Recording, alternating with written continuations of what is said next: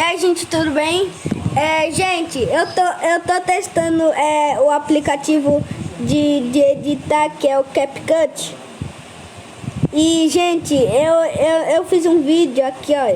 Aqui, ó, eu fiz um vídeo de uma edit. Eu não sei se ficou bom, mas eu acho que ficou muito boa.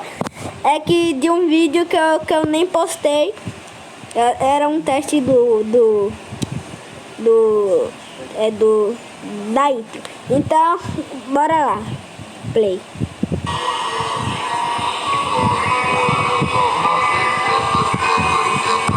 É a minha primeira vez usando o CapCut.